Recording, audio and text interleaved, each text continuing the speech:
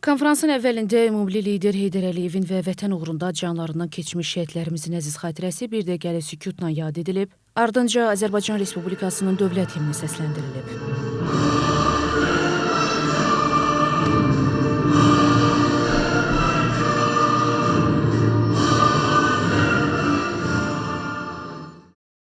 Naxçıvan Dövlət Universitetinin rektoru Elbrus İsayev çıxışında bildirib ki, konferansın keçirilməsinin əsas məqsədi Azərbaycan dilinin müasir inkişaf mərhələsində qarşıya çıxan nəzəri və praktiki məsələlərinin, eləcə də müasir tədqiqat nəticələrinin elmi müstəvidə müzakirəsini təşkil etmək, yeni elmi əməkdaşlıqların formalaşdırılmasına şərait yaratmaqdır. Prezident İlham Əliyevin Azərbaycan dilinin saflığının qorunması və dövlət dilindən istifadənin daha da təkmilləşdirilməsi ilə bağlı fərmanına diqqət çəkən rektor, bu istiqamətdə qarşıda duran əsas vəzifələrdən görüləsi işlərdən danışıb.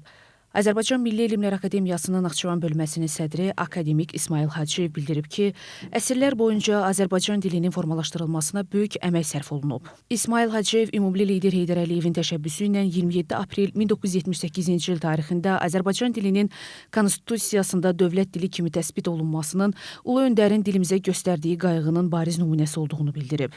Bakı Slavyan Universitetinin rektoru Anar Nağıyev qeyd edib ki, müxtəlif elm sahələrinin dilçiliklə bir araya gətirilərək araşdırılması elmlərarası əlaqəni gücləndirir, yeni tədqiqat imkanları yaradır. Azərbaycan Dövlət Pedaqoji Universitetinin prorektoru Professor Asif Zamanov Azərbaycan dilinin qorunması, zənginləşdirilməsi və müasir dövrün tələblərinə uyğun inkişaf etdirilməsinin vacibliyini vurğulayıb. Qeyd edib ki, ana dilinin tədrisi və elmi tədqiqi sahəsində görülən işlər milli kimliyin möhkəmləndirilməsində mühüm rol oynayır. Daha sonra dil və milli kimlik məsələləri ilə bağlı müxtəlif mövzularda məruzələr dinlənilib. Rektor Elbrus İsayev tərəfindən konferansın ərsəyə gəlməsində əməyi olan məsul şəxslər plaket və təşəkkürnamələr təqdim edilib.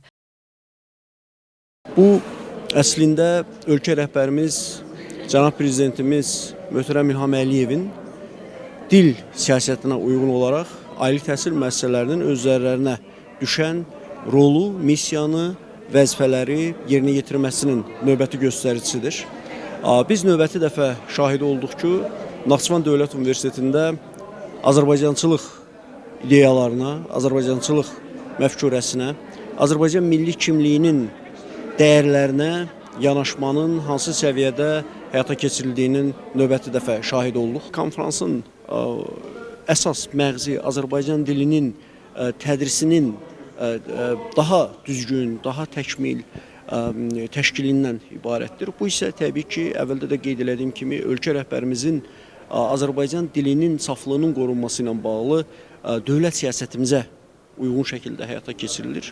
Bakı Slavyan Universitetində yaratdığımız süni intellekt əsaslı dil öyrənmə mərkəzində də bizim hədəflərimizdən biri rəqəmsal platformalar üçün və süni intellekt platformaları üçün Azərbaycan dilli məzmunun yaradılmasından ibarətdir. İnanıram ki, həm Naxçıvan Dövlət Universitetində, həm Bakı Slavyan Universitetində və həm də bizim birgə qarşılıqlı əməkdaşlıqlarımızda biz bu üzərimizdə düşən məsuliyyətləri də yüksək səviyyədə həyata keçirilə biləcəyik. Gülay Tahirli, Akşin Məhərrəmov, NTV Xəbər.